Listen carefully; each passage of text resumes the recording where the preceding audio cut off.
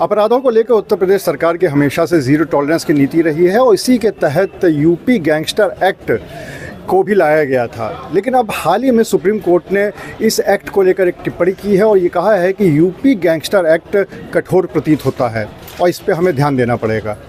ये क्या बात है और इसकी क्यों कहा है सुप्रीम कोर्ट ने, इस पे बात करने के लिए आज हम मौजूद हैं कानपुर कोर्ट में। आप देख सकते हैं कि पूरा कानपुर कोर्ट का परिसर है और यहाँ पर हम रैंडम जाकर अधिवक्ताओं से बात करेंगे और उनसे जानने की कोशिश करेंगे कि आखिर इस एक्ट में ऐसा क्या है कि जिसकी वजह से सुप्रीम कोर्ट को इस तरह की टिप्पणी करनी पड़ी है। हम लोग सबसे पहले चैम्बर में यहाँ पर चलते हैं और यहाँ पर बात करते हैं। हमारे साथ एडवोकेट है रविंद्र वर्मा जी, उनसे बात करने की कोशिश करके जानने की कोशिश करेंगे कि आखिर ऐसी टिप्पणी के पीछे कारण क्या है। वर्मा जी, क्या कारण है कि जो सुप्रीम कोर्ट ने टिप्पणी करी है तो उसमें ये कहा है कि काफ़ी कठोर एक्ट प्रतीत होता है, उस पर हमें देखना पड़ेगा? जी, मुझको ऐसा लगता है कि एक्ट इटसेल्फ में कोई इस तरीके का अनजस्ट या अनरीजनेबल प्रोविज़न नहीं है।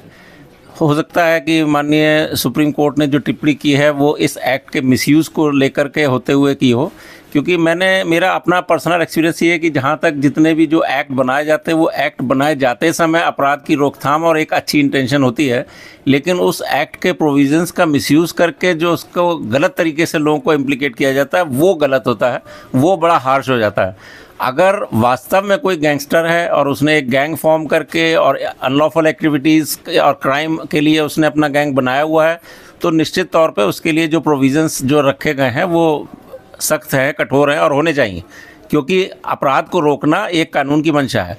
लेकिन उन्हीं प्रोविजंस का गलत इस्तेमाल करके इनोसेंट लोगों को और जो सही और शरीफ लोग हैं या बेगुनाह लोग हैं उनको जो है सरकार या पुलिस या एडमिनिस्ट्रेशन अपने पर्पस से जब उसका गलत यूज़ करता है तो वो हार्श हो जाता है, क्योंकि एक किसी बेगुनाह आदमी को अगर आप इम्प्लीकेट करेंगे तो उसकी अपनी निजी स्वतंत्रता, उसका अपना स्वाभिमान, उसकी जो है रेपुटेशन, सब चीज़ें अफेक्ट होती है, तो वो चीज़ें गलत हैं।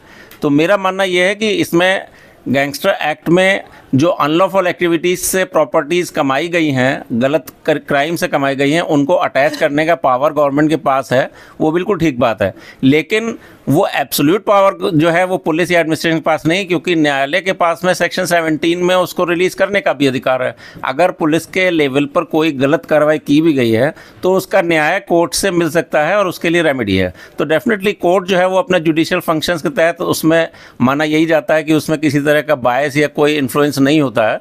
तो पुलिस के लेवल पे अगर कहीं कुछ मिसयूज़ होता भी है तो उसकी रेमेडी का कोर्ट में है। इसलिए मैं पर्सनल ये नहीं समझता कि एक्ट इटसेल्फ इज़ हार्श, लेकिन उसका मिसयूज़ डेफिनेटली हार्श है। हमारे देश के कानून में कहा भी जाता है कि भले ही 100 गुनहगार छूट जाएं लेकिन एक बेगुनाह को सज़ा नहीं होनी चाहिए, और शायद इनके कहने का भी वही मतलब है कि जो मिसयूज़ है एक्ट का वो नहीं होना चाहिए, और अगर वो होता है तो कहीं ना कहीं फिर वो कठोर हो जाता है। चलिए हम लोग और भी अधिवक्ताओं के पास चलते हैं और वहाँ पर उनसे जानने की कोशिश करते हैं। अब चैम्बर से निकल के हम लोग कोर्ट परिसर में आ गए हैं और यहाँ पर भी कुछ अधिवक्ता हमारे साथ मौजूद हैं, उनसे भी इसी मुद्दे पे बात कर लेते हैं।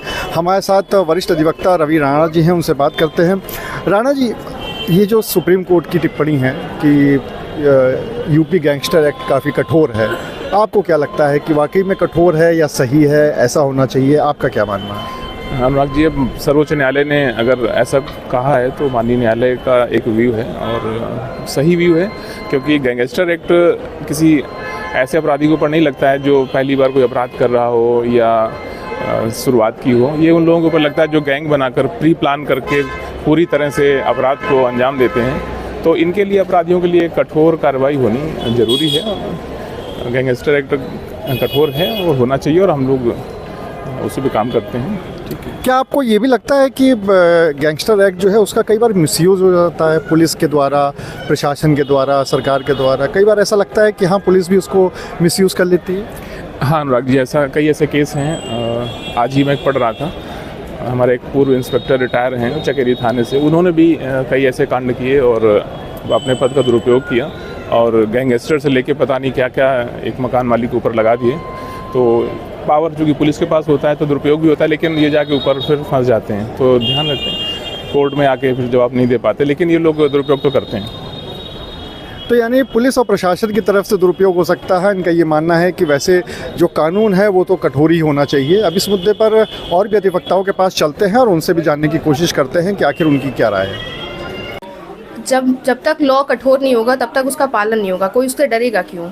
अगर लॉ कठोर होगा तभी तो लोगों को डर लगेगा, उनके मन में आएगा कि हाँ हम ये क्राइम ना करें।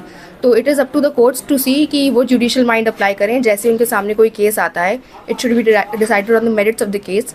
अगर वो चीज़ है, जुडिशियल माइंड अप्लाई हो रहा है, तो it is up to the courts कि वो देखें कि ड्रैकोनियन अगर जा रहा है तो कोर्ट्स हैव द रेमेडी कि वो उसको नलीफाई कर सकते हैं, या उनके पास उसकी कॉन्स्टिट्यूशनलिटी चेक करने के लिए है रेमेडीज़।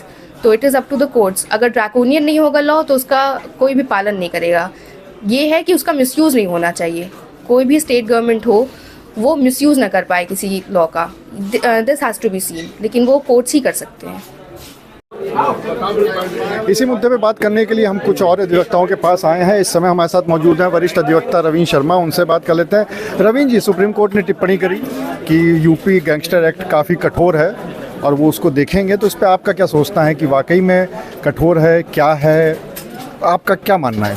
देखिए, वास्तव में जो कानून चाहे कोई भी हो वो जनहितकारी होने चाहिए, और जो इसकी समीक्षा की बात कही बिल्कुल सही कही। तमाम, एक नहीं तमाम ऐसे उदाहरण आए हैं कि किसी पे एक मुकदमा हो गया, पुलिस ने अपने लाभ के लिए उसके ऊपर गैंगस्टर लगा दिया।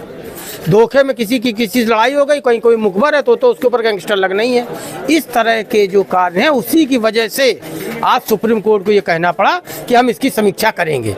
वास्तव में समीक्षा होनी चाहिए, और जो अपराधी हैं उन पे लगता है तो किसी को कोई कष्ट नहीं होता, लेकिन कभी किसी का कोई एक व्यक्तिगत मामला हो गया, अनजाने में हो गया, अब वो पुलिस के खिलाफ उसने कार्रवाइयाँ की हैं, पुलिस के खिलाफ प्रोटेस्ट किए, जनता को न्याय दिलाने कुछ किया, तो उसके ऊपर गैंगस्टर लगा दिया जाए। इस तरह के कार्यों को बिल्कुल समीक्षा करनी चाहिए, होनी चाहिए। जो भी कार्य हो वो जनहितकारी हो। तो जो भी अधिवक्ता हैं उनका ये मानना है कि ये जो यूपी गैंगस्टर एक्ट है, ये कानून तो सही है, लेकिन कहीं ना कहीं जब उसके इम्प्लीमेंटेशन की बात आती है तो पुलिस इसमें कई बार इसका मिसयूज़ कर लेती है, वो नहीं होना चाहिए। और इनका ये भी मानना है कि अगर सुप्रीम कोर्ट ने ऐसा कहा है कि वो इसको रिव्यू करेगी तो ज़रूर रिव्यू करे, क्योंकि जनहितकारी कानून होने चाहिए। अनुराग अग्रवाल, TV9 कानपुर।